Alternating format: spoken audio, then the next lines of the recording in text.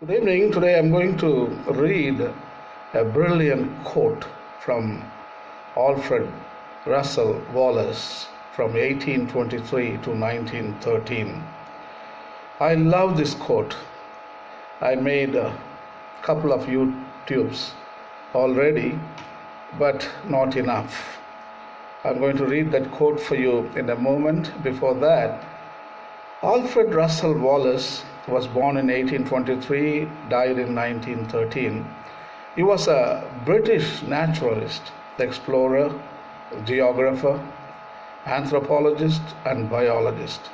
He is best known for independently proposing a theory of evolution due to natural selection that prompted Charles Darwin to publish his own theory.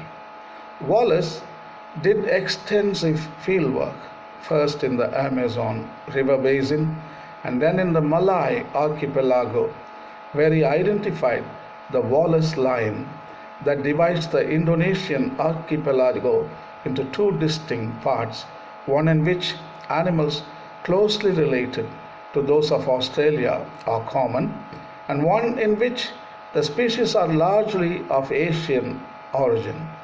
He was considered the 19th century's leading expert on the geographical distribution of animal species and is sometimes called the father of biogeography.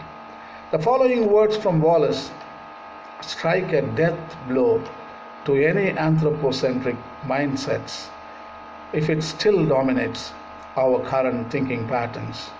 He surely tells that all living things are not made for the amusement of man alone.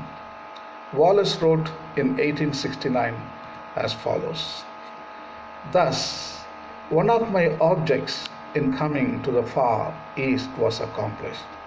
I had obtained a specimen of the king bird of paradise, the remote island in which I found myself situated, in an almost unvisited sea, far from the tracks of merchant fleets and navies, the wild luxuriant tropical forest which stretched far away on every side, the rude uncultured savages who gathered round me, all had their influence in determining the emotions with which I gazed upon this thing of beauty.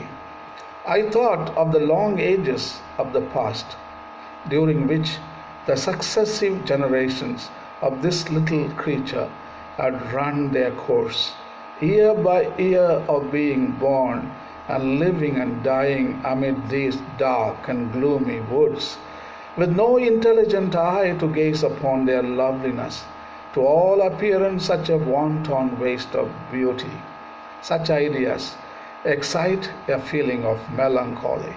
It seems sad that on the one hand such exquisite creatures should live out their lives and exhibit their charms only in these wild, inhospitable regions, doomed for ages yet to come to hopeless barbarism, while on the other hand should civilized man ever reach these distant lands and bring moral, intellectual, and physical light into the recesses of this virgin forest, we may be sure that he will so disturb the nicely balanced relations of organic and inorganic nature as to cause the disappearance and finally the extinction of these very beings whose wonderful structure and beauty he alone is fitted to appreciate and enjoy.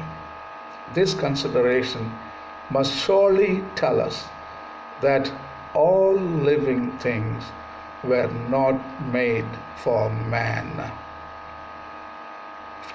Many of them have no relation to him.